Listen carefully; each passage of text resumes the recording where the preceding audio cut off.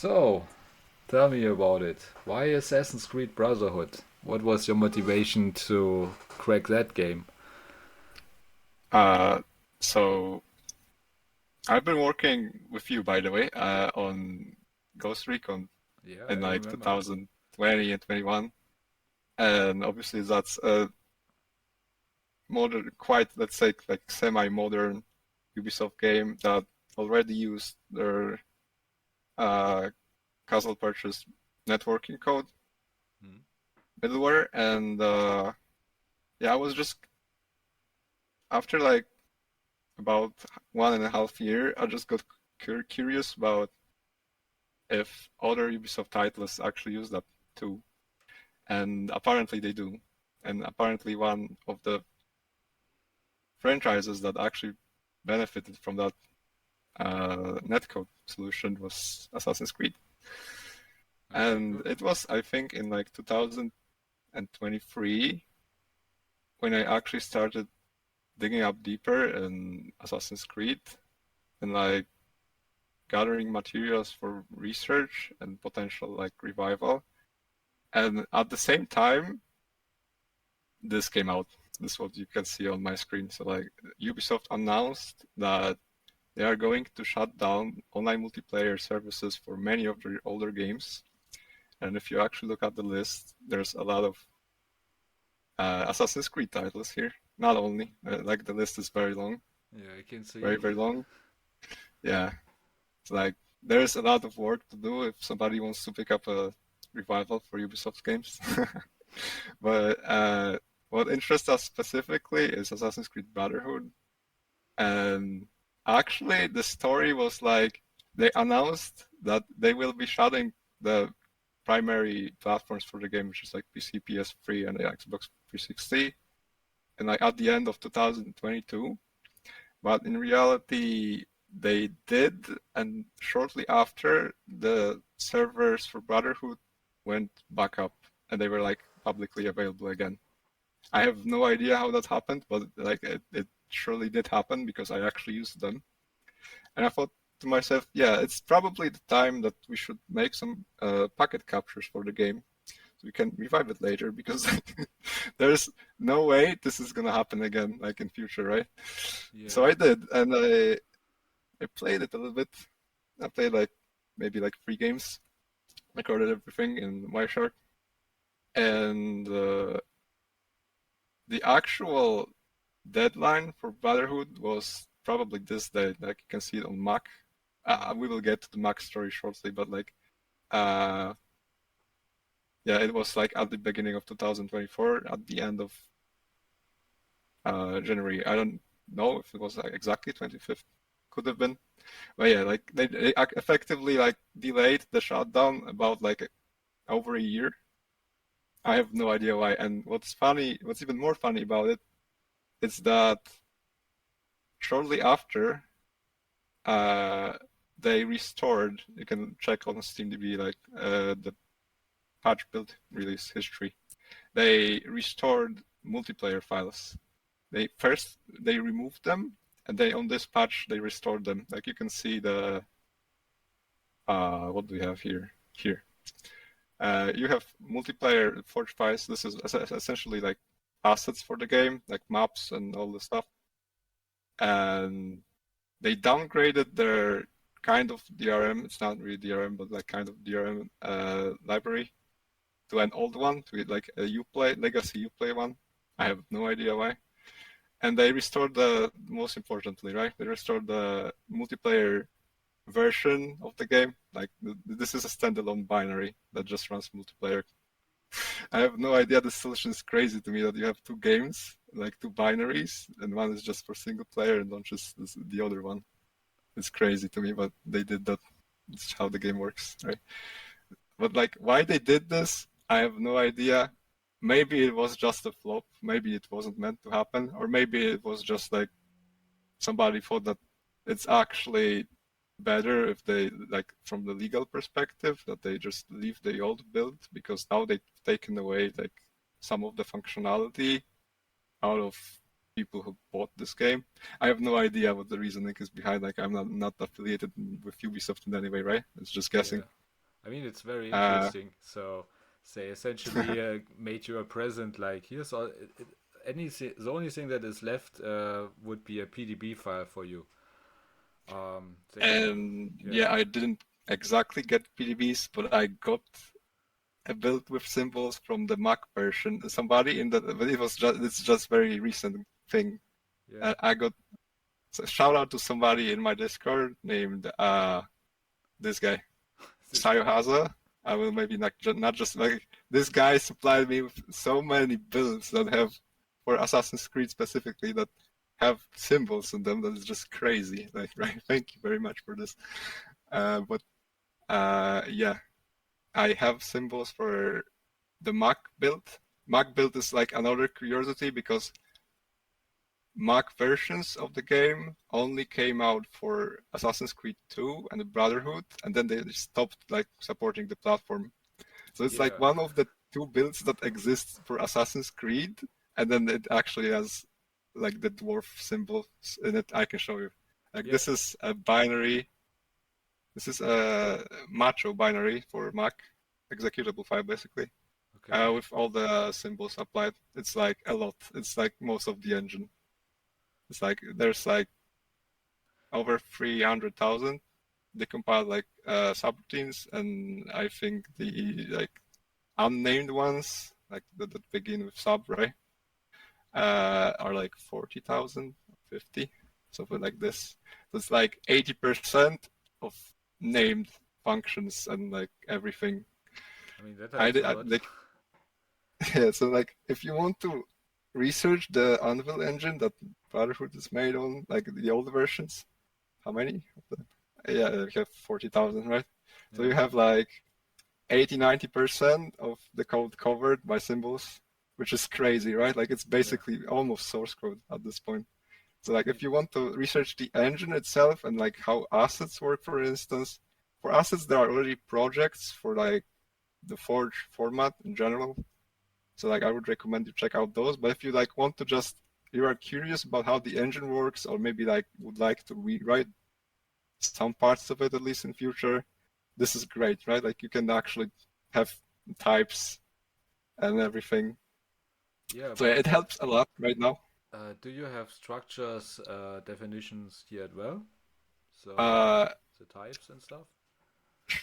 to be honest, I don't know because I didn't bother in like uh, reversing types in this binary because it's not a PE, it's a match, right? So like for instance, if I have where are plugins at, I think I need to decompile this. Then I should have, oh, there are plugins, right? I have like something like class informer, for instance, right? Sure. Doesn't work for this format, and I didn't bother looking for other tools Okay. because like, this is a macho binary executable for macOS compiled with GCC from what I've seen.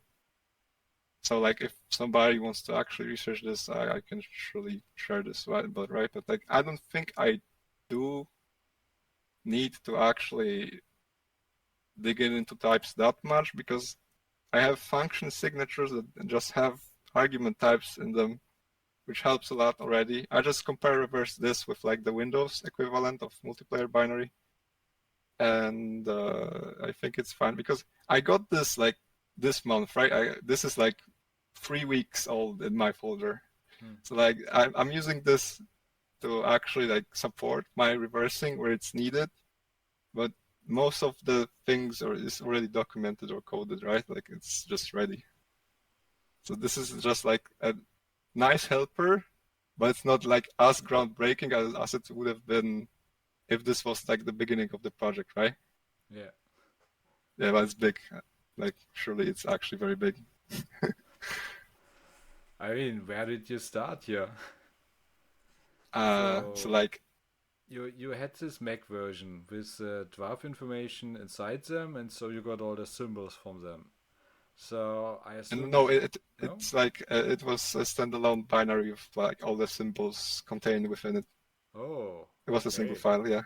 that is nice. And, like I don't know why they didn't because like this is a build that was actually released in like I don't know probably like something like 2010 or 11, and like all it takes to strip this is like you can either strip it during compilation with GCC or strip it afterwards. It's just like one single command, and they didn't do it because I don't know. Maybe reverse engineering wasn't that popular at the time. I don't know.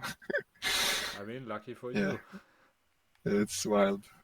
Like these days, I don't think like this thing could happen like unnoticed. It just go get released as a like on Steam, right? Like it's just impossible. Like somebody will catch it. But hey, maybe we should not ship like a binary that is, I don't know. Let's check actually how heavy that is because of the symbols. I have the Mimak symbols here, I think. And this is the binary, like the IDA database, and the binary itself is this one. So it's like over 100 megabytes heavy, while the like Windows build that I use that is just on Steam right now is like less than 50. It's obviously like very large, right? Sure. Yeah, so like it should it's like a relic of the past where people just in companies didn't care about like maybe there is a major security issue because we're shipping something that is almost source code to like regular users, and it could be bad for like I don't know cheat development for instance, right? Well, Like yeah, that's nobody always a will do problem. that these days. Yeah, it is a problem. I mean, that's always a problem if you reverse engineer the networking of any game. You could potentially make a monitor for it and just monitor when Yeah, but it's everybody even is. worse because it's not just the netcode. Like if it was just a DLL with like symbols, it's like it's very bad, but it's at least it's not the old engine. But like this is like everything. You can like develop hacks, tools, cheats, hooks for every like part of the binary. You can do anything you want. All right. Well, you used it to make a backend, right? I used it to cheat 100% of the game and make a backend. Yes. I mean, uh, why play it if you can skip that? I mean, if you already get that's so actually a good many question. symbols, that's pretty heavy. And so you could pretty much use networking code from that one-to-one and make a backend, or do the versions to Windows differ somehow? So what I did was take your code base. Let's say that it's our code base. I Yeah, contributed to it, right? Like I don't know, 10%, let's say. yeah, it's okay. And here it is. Maybe actually I have it open. And just adjust it from the GRO to like a port for the Assassin's Creed Brotherhood first. I plan to like either adjust it so that it supports other titles because from my research on the franchise and netcode it uses, all these titles, like Assassin's Creed 1 didn't have any netcode. It was like just always offline game. Assassin's Creed had a castle netcore part where it manages DLCs, but there was no real multiplayer mode in Assassin's Creed 2. Mm. So it's not that interesting to me, but it actually uses castle. So like if somebody wants to actually investigate, the work can be reused absolutely. There's always And then we more. had Brotherhood and Revelations and Assassin's Creed 3, and then we had Black Flag, and then we had Assassin's Creed Unity that is not listed here. All of these, like I checked Unity, and it actually does use causal protocols, at least in part. So like all of these titles can be revived in future with like the same tech, right? Which is Yeah, I crazy. mean, they will reuse Quasar library, I guess, and you pretty much got the source code for it now, right? Like all of these titles use Scimitar / Anvil. Nowadays it's Anvil. Like in the old days of like 2009, let's say, it was called Scimitar. But the engine like basically incorporated the netcode and didn't change it for at least 5 first years. Hmm. I So mean, yeah, why change it's it if it crazy. works, right? Yeah, so basically Anvil engine, early Anvil engine titles, at least in Assassin's Creed, always will use the causal networking code, right? Yeah, Which is nice to know. Okay, So yeah, um, what were your biggest roadblocks initially? So, besides not having the symbols, but once you have some, you still have to yeah, adapt like the the code symbols that are gets pretty this new running. because like yeah, the symbols are just like 3 weeks old right now as of making of this video. Hmm. Like in my possession, right? Because like obviously they existed before. But the first thing I did was actually the research I've just demonstrated. So like I made the packet captures and I researched if like there are other titles that potentially use the same netcode.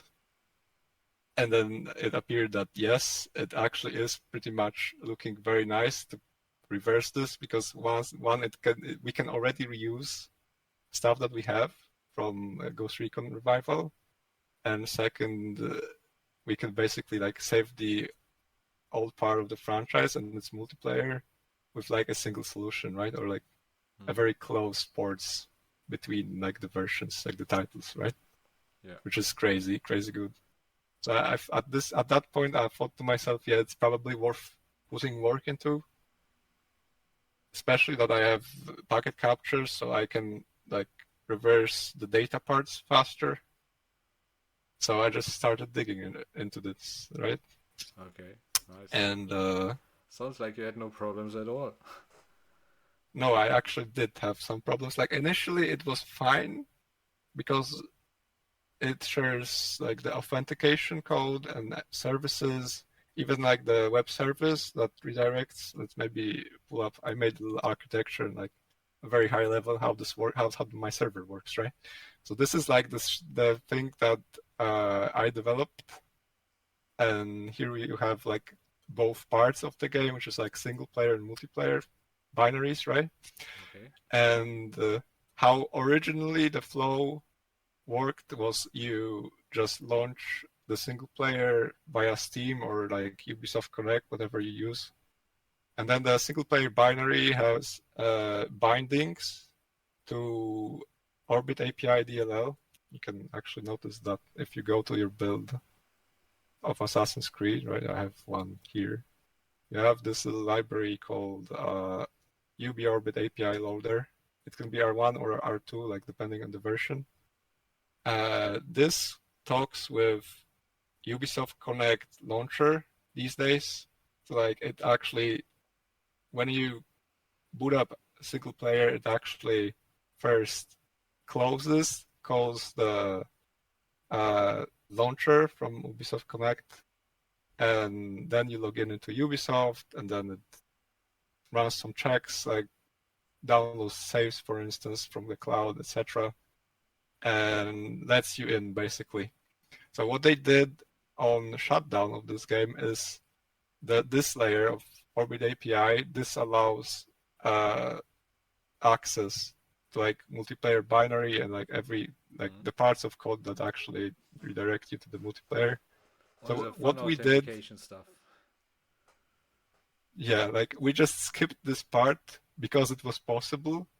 And why it is possible is I don't know why, because multiplayer binary doesn't have the bindings to this code. So like this is only for Brotherhood, by the way, because like the next title, which is Revelations, Hmm. has similar architecture. Like there is a single player and multiplayer binary, but the multiplayer binary actually does use the Orbit API Okay. bindings too. So like you first need to actually like either hook them or bypass it in some other way, right?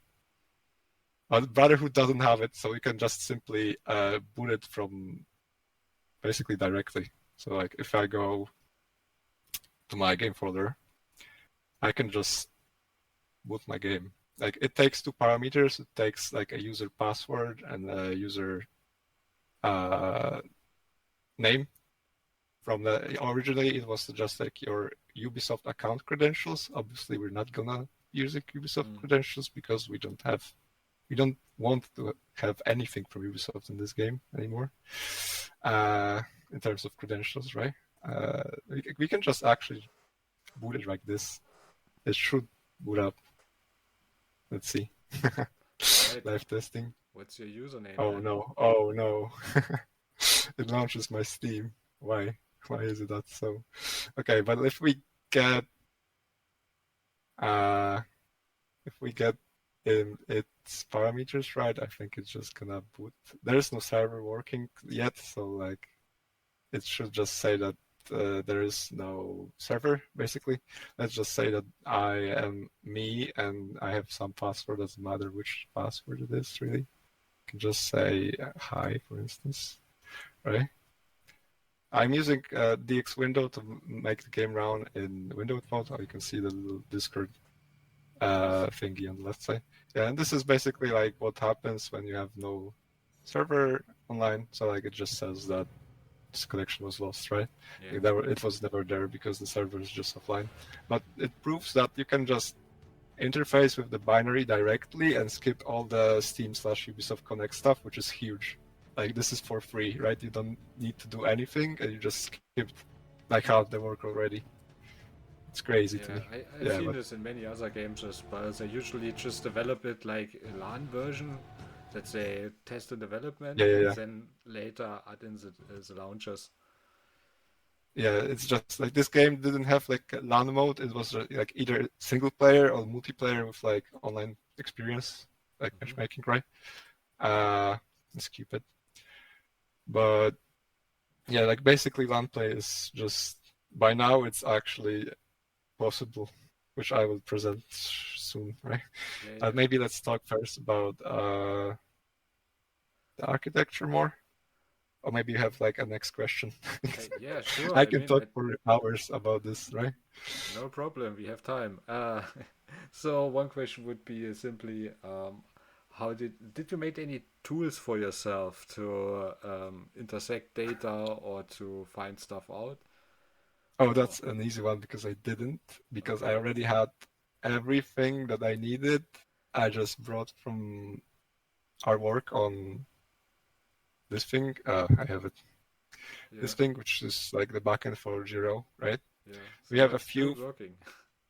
yeah, like we can actually show some of the tools. So like the most important tool, which is like always important when you actually check on Castle games, like you know they use Castle and you want to just get some information, is the DDL parser, which gives you type and service structure information. Mm. I'm just going to demonstrate how it works because it's simple. Uh, let's maybe do this with from here. So this is a we call it namespace parser. What it really is from like the original naming convention perspective is a DDL, which is Okay. like data definition language, right? For Oh, Castle parser, and how it works. I yeah. have The it biggest compiled problem with already. starting a project is always finding a name. Yeah, and then you just figure that your name is stupid and you should rename it. That's true. We can just like open anything, any binary. Like it doesn't have to be like this says DLL or XA. It doesn't have to be Windows binary. It works for. I can demonstrate this for Mac, by the way. Let's actually do it. So when I got the Mac symbols, it was like it had no extension because obviously it's a Mac binary. They don't use that. It's a Windows thing. Extensions really. Sure. I have them here, right? I need to rename this first because not the tool. Like I didn't implement like You no can extension open thing. files that are not in the file type of the dialog. Yeah. Like I should probably change it. I should actually change this tool to like its output to something like so like a unified format like XML or Markdown because you will see in a second that it's not really a standard one. Let's just pretend that this is an XA for the sake of the Sure. dialog, right? A Mac XA, And first of its we can kind. just select it right now, and it should, yeah, it just spits you out things. And the things that you care the most about is protocol declarations. Like this is a Virgin protocol. This thing was used not for Virgins as the name said it, but for Virgin Media integration. There was like a tournament back in the day for Ah, ACB that actually used that is funny. stats from the game, and this was like an integration service to just take the stats, like the actual stats, like kills and stuff, from the game and send them somewhere else, right? Yeah. And you have like this is essentially a tree it's like an XML, but it's not XML because it uses these weird tags. I should probably improve this tool to like spit out something that's like either an XML that it can be parsed by like normalized tools, or maybe just docs, honestly, like a markdown file that Yeah. just says, hey, these are your types and like protocols that you can use, like that this binary uses. Because this is usually not complete. So like there are other, for instance, protocols inside of the binary that are just not listed here because there's like no leftover info in the binary, right? But they exist and they are used. But this is usually like most of the work on reverse engineering types and services. And like it gives you, for instance, field names, which is very nice, and their types, right? Yeah. So I know, for instance, like this is like the version protocol RMC. I know that this is RMC because we already said it's like parse it. And I know that this is like the method identifier. This is like just sorted in order. So this is like the first method of this protocol that's named send version information, right? And then I know what kind of fields the request and the response actually have. So for instance, this is like PID player ID, but it's just a uint32, right? Like 4-byte integer, right? And this is a session ID, which is like a lobby ID essentially. Yeah. Like just some room for people that join, like get match made together. And this is like 64 integer. And then like you can actually like continue Yeah. So all the and have parameters that everything. belong to it. So this tool is like very nice, very comfy, very nice to use, very nice to have. If you want to just actually like, if you suspect the binary of having causal netcode, it's very nice to just like let it go through it and see if there is anything it can parse. Sometimes there's nothing, but usually there is. Like even in the like regular, this is like the Mac build that had symbols, but it's actually not dependent on the symbols themselves, but this is like a separate kind of leftover information in causal binaries that is just in the data segment usually. And it's just there. Like it's even in the, if I use this, let's maybe close it because I don't remember if it resets. If I use this on the regular binary, it should actually have not as many binaries, not as many symbols, but a lot of the leftover services. So if I go where I'm going, yeah, just reopen it. Let's just reopen the tool and scan the like regular binary, which should be here. This one, like this is the Windows binary for multiplayer. It also has the information. Mostly it just matches, but there were some other additional services in the single player build in macOS that Windows version didn't have. And basically I made like for the services at least, because I didn't bother with types. Like if I need a type, I just like look it up, right? But from what's used by the game, I actually like documented and published it already on this repo. This is public, you can just go check it out right now. And this is all the RMC services with user data that the game uses, both single player and multiplayer. If it's single player, it's marked as single player because later there was like a drama around this game in like shortly after release, I think it was like 2010 or 11, where there was like a very controversial statement by Ubisoft that you always like you need always online DRM or something. So like one of the reasons why I think they said it is that the single player game had features where you would actually contact the multiplayer service. Like there's like a investments mechanic that you can just in single player you can just go to a shop that exists in like physically in a game, and you can invest like virtual money in other shops or something. And this is actually net coded. So like I think it was called I have it here for sure. Shop renting, and that's one. So this is a shop renting service, for instance, that actually gets called by a single player binary, and you can like see the user data that actually goes through. Like we have, for instance, shop renting stat.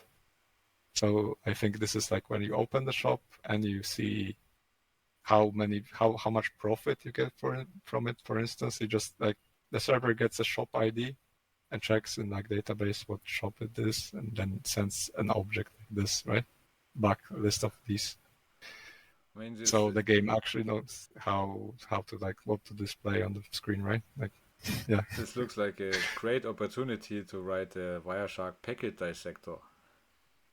I mean, if you I already mean, say like it's a tree these structure. objects are just exclusive to Ubisoft for sure. I'm not sure if only to ACB. I think so, because I don't think this feature was continued in the next titles. So like this would be like only for this particular game. But yeah, like basically those are like packet parsing definitions. I mean, obviously it's just like the ending one. So like you have UDP, then you have PRUDP, which is like the main causal protocol, and then you have RMC, which is like a protocol for the matchmaking server, Hmm. and then it has like different services that have different methods that look like this. Like so, like this is a one method, right? Yeah. Method one, and it has a request, definition, and a response. And what's funny about it is that if you just misuse one of these, like if you just answer with a response that it's not parsable by the game just likely will crash because there's no like handling of wrong payloads, which is crazy, right? But I've seen this repeatedly across many games that use casuals. It's just a normal thing, I suppose. Damn. So much for error correction. Yeah, so Okay. like they just parse without actually checking if the parsing works. Just crazy again. But yeah, like this is public, and you can already like if you just want to see what user data this game uses, there you go. Like you can just inspect this.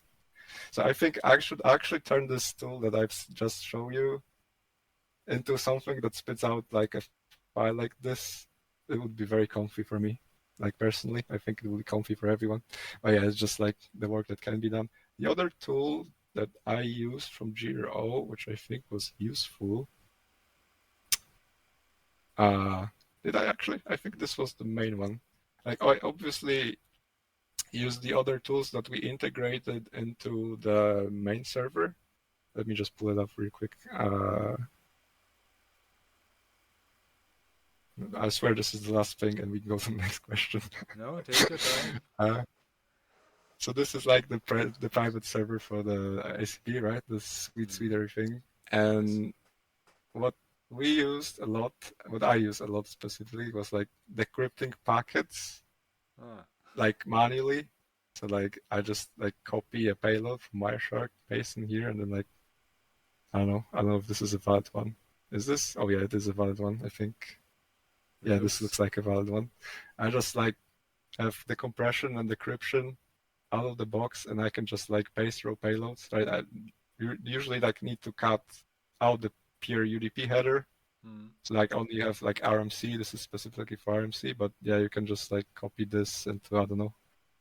I Another mean, tool that I use a lot for this project, which is can I use MacPC? Yeah, HXD yeah, accelerator, of right? course. And you can just see that oh, there's a URL. It's probably such and such methods, right? Hmm. You can actually read header here.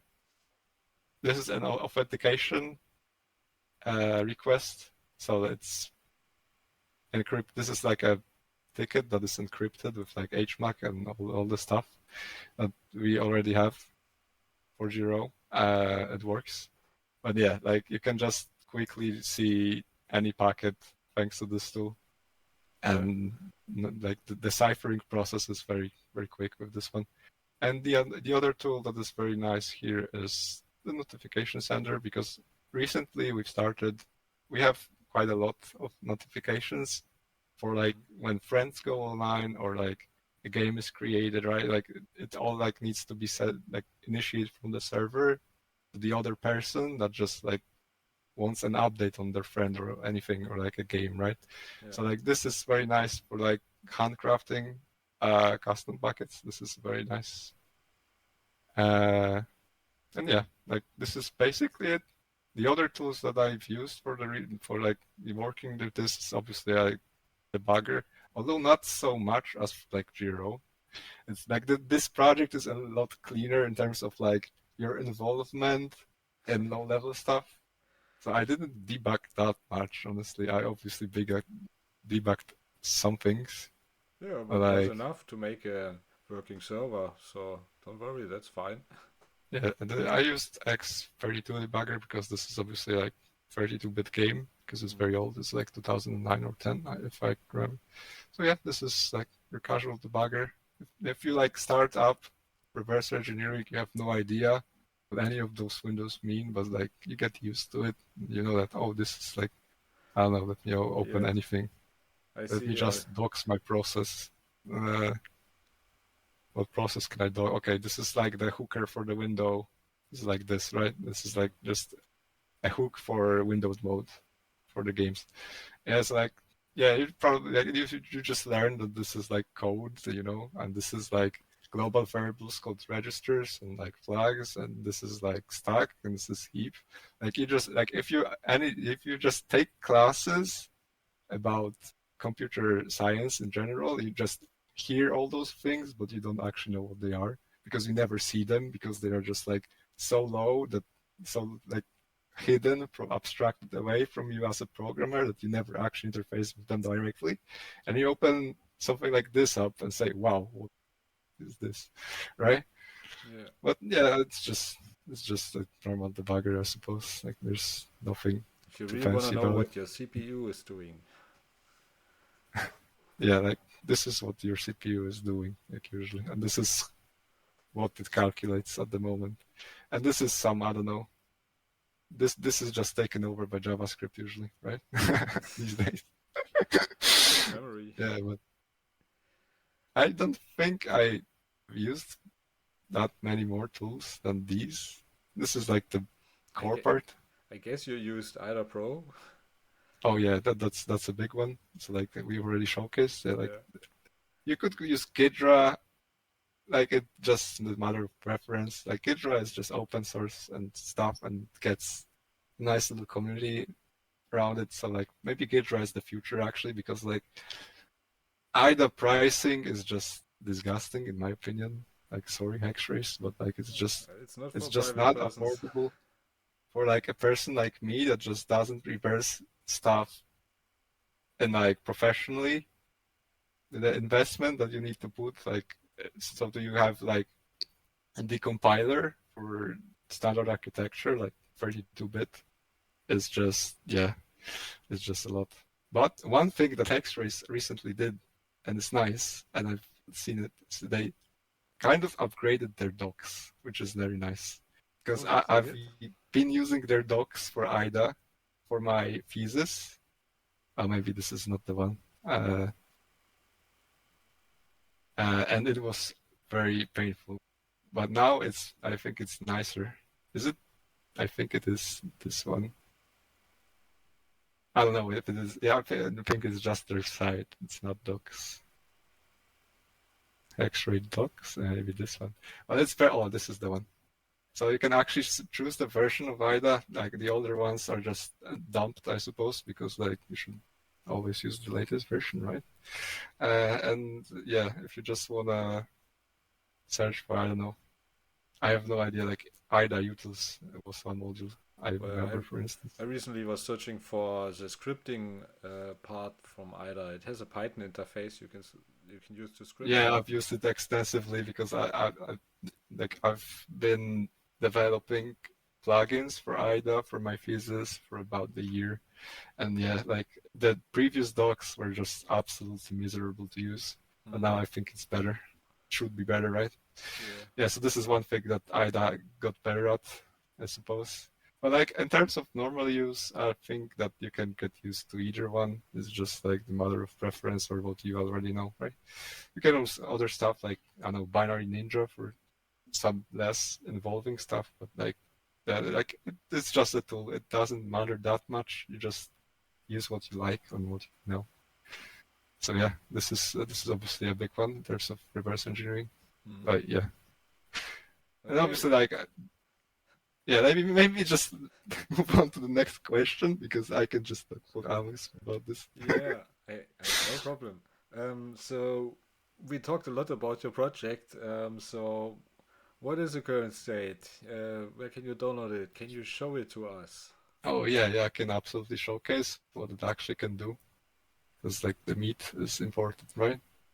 So I can let's okay. So how you do this is we are going to launch the multiplayer binary directly. We're gonna skip this part Hmm.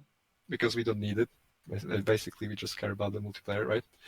And then we're gonna just interface with our app that contains all of these services. So like first it will contact a web service inside of the app that will just redirect to a different port that is authentication. So this is already Castle service that just Hmm. authenticates you via Kerberos scheme.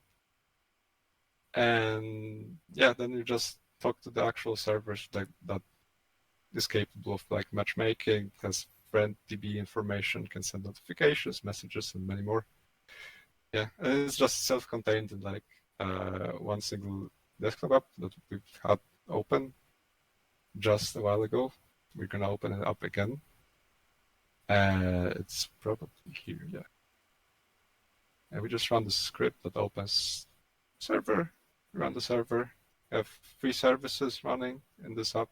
Looks very familiar. Uh, yeah, these are the 3 here. Yeah, we should be particularly familiar because you wrote them. I just like did a little bit of an overhaul. And let's just put a password that is actually in my current database. The database is just an SQLite file, so we can actually show it right now. It should be here. Let's maybe show what data we store. So like I'm not accused of like stealing Ubisoft password or something. So like this is the current users table that I Okay. use.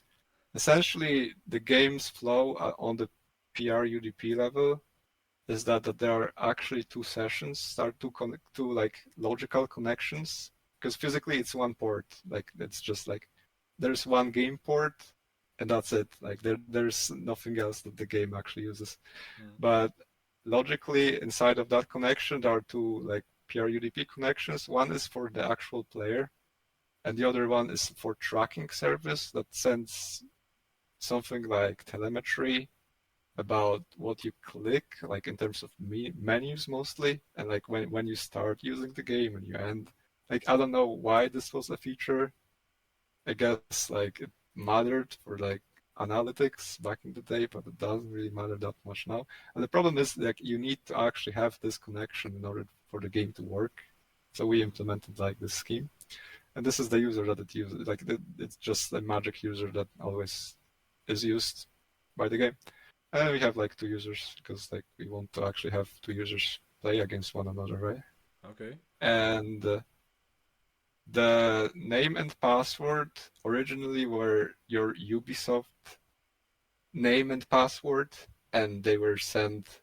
They still are like sent in plain text in the sense that the RMC payload that carries them is encrypted with RC4, but by the time we make this video, RC4 is obsolete for like at least 10 years. I've actually like read up on it before we started talking, and RC4 was disallowed by an RFC from 2015 from use in like SSL, like TLS stuff, right? Hmm. As an encryption algorithm. So like it's at least 10 years old document that just forbids using this encryption scheme. And the another problem with the encryption is that there is only, I will not say, like, I guess I can say, because it's already public for like 6 years now, because we publish it for Giro. But like the there is only one key used across all Castle titles, and it's 40 bits. It's like essentially 5 characters long, Hmm. and it's hard coded in every binary. So like it's not really an encryption. And they use And it like every time? you just send your Ubisoft username and password to like external servers over UDP. Like anyone that sniffs your like packets can just read your password. It's crazy because like the services that actually use that originally in Ubisoft, it was like a year ago that they shut down. Like in 2023, for instance, where we had this repo up for like, I don't know, 4 years, Hmm. you could just take the key that is in this repo and like make a sniffer and then just like decrypt the game traffic, and you can just like, you know, save passwords with usernames. I guess you need the email, but from what I've actually investigated, the email is sent later. So like you can get like all the credentials you need to actually like steal accounts, right? Which is Yeah. crazy. But like I think this is one of the reasons that they shut down the game, because it's not really financial, but I think it's like more tech debt reasons that they shut down all these games. Sure. Yeah, because like But it's but such I a guess you would security have to be in the vulnerability. same network, right? I For mean, this like for you this to can work. sniff on routers, right? Like you Yeah. just need to like, yeah, if you just can get a hold of the packet at any stage, you can just decrypt it, which is crazy. I think it's crazy. I think it's good that they at least shut it down. In my opinion, they should have just patched it, but I don't think they ever touched the code, the actual causal net code after the release. They just decided to like, instead of touching the code that nobody understands in 2025, let's just shut down the service, right? Yeah, I don't know. It's just speculation on my side. However, we want to actually start the game. Let's start the game. So we have a password, right? Yep. Let's log in as Mimak and my glorious password. Let's just copy it. Yeah, so this should start up the game and not display any problems with this. Oh, I forgot that I actually closed my windowed mode thing, but it's fine. So yeah, we essentially logged in to the castle service. Can you make You this can see like, big, please? The window. can you repeat, please? Can you please make the window big so we can read it better? Oh yeah, sure. Ah, thank you. Uh, these are all the packets, like high-level packets, like RMC packets that you can just Hmm. uh, you just get from the game. All You the can see like different initialization. services. Huh? Nice. All the Yeah, init it's stuff. very nice. Like it's very useful because you can actually like analyze flows. So like you can see that okay, so like we connected on the PRUDP and then like we authenticate to the authentication service and then we hit the main service with like all the stuff. So like yeah, logging is very nice, obviously. But one thing I wanted to say is that oh, actually I forgot. Let's just ignore it. Okay, so we have one player logged in. Okay. So let's just maybe log. I'm gonna use my other machine that I have set up next to me to log in as the second user, Yeah. and we're gonna set up a lobby, right? Yeah. So the user is logging in right now. You should probably see the notification as it ends up logging in. There it is. Like the other, this is my user, and the other user just logged in, Nice. and they are already friends. Like making friends already works as a feature. So like we're just gonna skip this part. You can see that he's online and like the user ID. And one thing we can do is we can start a lobby. Let's go for a private one because public matchmaking kind of works, but it requires a lot of people, and private matches, like there's a mode that allows 2 players to just play the game, right? Ah, okay. Uh, so let's invite the other user that is already online. Send an invitation. I got the notification on the other user right now. I'm just gonna accept the invite right now. On the other one, and you should probably see them appear here right now. 3, 2, 1. Ah, There they nice. are. Yeah, so we have, like, at this point, the two players have already connected to one another because the game is peer-to-peer after matchmaking. Okay. So they just, like, after players launch, I get like some packets to RDV about rather informing than actually like required to start this lobby. So we need to actually set the game mode to allow us to play as two players. You can set the map, etc., but it's just not relevant for this video. And yeah, we can launch the And session. Synchronizing agents. Select teams. Like ah, everything, this and everything past is just handled peer to peer. So like the server doesn't know about like your team selections or like your skins, like your characters, your perks. No, but nothing about that, right? all right. Yeah, so we just accept the doctor because why not? Let's accept the other one, yeah. And the game just starts. And if we check on the server right now, then essentially this is just sent on launch, right? So like this is like a rich presence thing that you just start the session. So like the server knows when this like when the game actually starts and when it ends, but not much more than that, Mm. honestly. And yeah, it's just we just get some like background traffic, but it's Enter just names of the assigned target. nothing. It's Nice. nothing about the game itself being played is sent to the server in private because like in public lobbies there are also statistics available. So like at the end of the round, like you just get some numbers with player statistics from in game, right? But beside that, everything is just peer to peer, and you can just enjoy your game.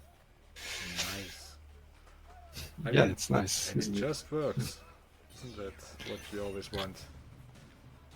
Yeah. So the plan is to actually polish the server right now and make it. I would probably release like open source the code once it's stable, and the further plan for this is to rewrite the server in something like Golang that already has packages for PRUDP Mm. implemented, uh, so that it can be hosted on like normal Linux distros, right? Because currently we have .NET framework dependent, just Windows app. So it would be nice to actually allow for serialized hosting, right? Yeah. And that is just cheaper than Windows machines. Probably nice. And then if that's done, I probably will just move to like console ports. I think PS3 port for this off of the server support like PS3 version of the game. I actually missed my target. Is pretty nice, pretty easy to do. Obviously, like I have no knowledge about, maybe not no knowledge, but like very little knowledge about how like PSN and Xbox Live services work and Mm. how they're integrated with Castle. I have never done that before, I guess. But yeah, if not consoles, I will just move to next titles like Revelations, right? To just port the server code for like other titles. So because like all of these titles are just like Revelations, AC3, and AC4 is still live, but yeah, like 2 or 3 titles right now are just shut down, and yeah, they need a project like this for them to. Man, that So yeah, that's the plan, kind of. This that's guy. that's a lot of work. Well, I wish you much success with that. Um, just for the There you go. listeners, can you give a little bit of background about yourself? How you came to reverse Uh, engineering and stuff like sure. this? I mean, it's. I guess you didn't just Googled everything. uh, so like background about me is just reverse games for fun mostly. Like I just mostly just make private servers, right, for games that Mm. are no longer available. But it's just like a hobby for me, and I just it's very nice to see like I've already done one game and released one game, revived, and it's very nice to actually make people happy, with like a revival. And just they can just like relive memories of all the games that they played as like, I don't know, like 15-year-olds, right? And yeah, they just get to have that feeling again. It's a very great feeling to actually be the cause for that. Okay, cool. So for listeners that want to get into reverse engineering, you got any tips for them? How they could get started into this to Yeah, revive their favorite I game? mean, so like the first requirement is like you probably need to have some basic knowledge about computers, like like maybe programming background is very nice to begin with. It doesn't need to be very like in-depth or complicated stuff. Like you don't need to be, I don't know, like Rust senior dev, right? To get into this, like you can just have a basic understanding of what is code and how it operates, and then you can actually start something like CFTs, for instance, like capture the flag challenges, Crack me's and and unpack me's. just yeah, you can just like get accustomed to solving problems that you kind of don't know what they are, like just black box problems. Like you just need to figure out your environment and what you actually want to do, and then how to do that. And then like at some point you just get good, and everything becomes a CTF. Like you just make something as big puzzle for you, and you just set yourself a goal. Like you just, I don't know, like the goal can be very variant, I think. Like you can just say to yourself, I don't know, I want to know how this compression algorithm works, for instance, right? I want to know what this file format is and what it holds, right? Or I just want to know, I want to make a hack for my game, or like whatever. The goal doesn't really matter. Yeah. You just learn Just to navigate basic yourself through the curiosity. complexity. How does it work? I want to Yeah, look into this. that's basically the root of all the reverse engineering problems, like, isn't it? Yeah. You just want to figure stuff out how they work, right? Yeah, I mean that's what we got science as well, reverse engineering nature, right? We just apply the same methods Yeah, on software here, mostly math, but yeah, it's fine. It's fun to actually see it and working. So after you've done all this, you can then run around your game and enjoy and you it again. can like this is like the final product. Like you can just like have a game again, not just some company decided to shut down You're the for first their own player back in reasons. this world, literally. Yeah. Okay, cool. So, I mean, we already talked about your plans for the future, how you want to Yeah, kind of. expand on this. Do you have any other plans for our future? Reversing more games, starting a club? I don't know. Uh, Make your own game. oh yeah, so like this is now I think that like game development is just such a huge commitment in terms of like work effort and time that I don't think I'm ready for it. But yeah, I kind of have other projects like uh, for instance, I work on like for 2 years I think I work on something like the Castle netcode middleware, but older, which is Ubisoft's game service that was used for their games specifically Hmm. before Castle. So it was like 2000s and 2005, like roughly 2005, 6, they stopped using that, I think. And games like Splinter Cell or like Heroes of Might and Magic 5 and some other games probably use that kind of architecture for their netcode. So I kind of have like a public repo already on that, but it's unfinished. So I would like to finish that one. And other projects that I worked on recently, not really. This is like the biggest one probably. And obviously like GRO, from time to time I still contribute. Released about a month ago, I think. I released a video about like what can you do right now, because last year for GRO, I implemented weapons, so you can see your weapons, inspect them, and like buy them in the shop. It's Nice. just like it's like a feature, like it's just one service of many, but yeah, it actually like shows something in the game. So like hopefully I get motivated enough to like continue on that. And those are probably the two most big projects in reverse engineering that I have going right now. If you wanna like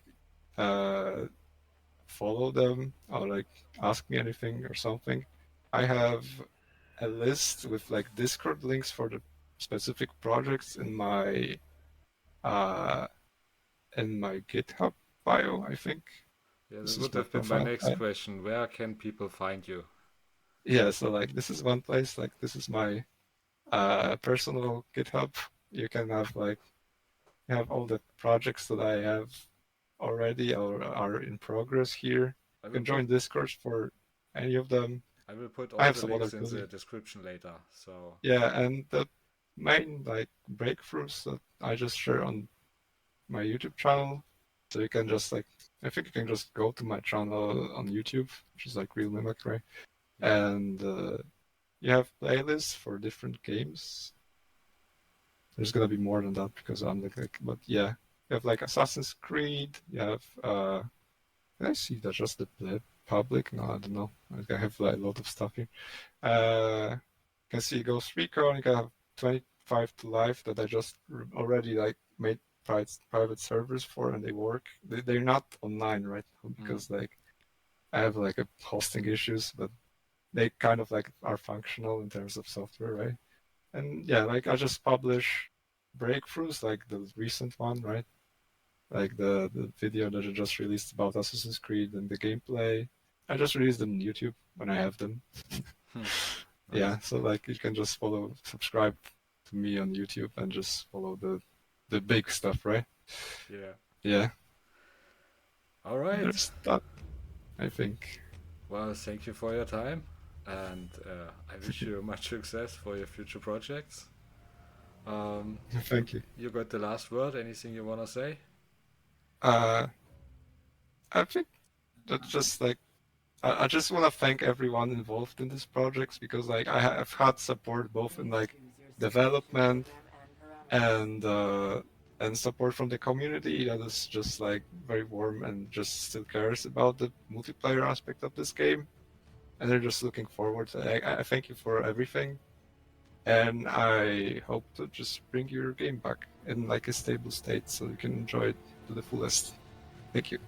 All right. Cool. See ya. See you. Thank you. An honor to be here. No problem.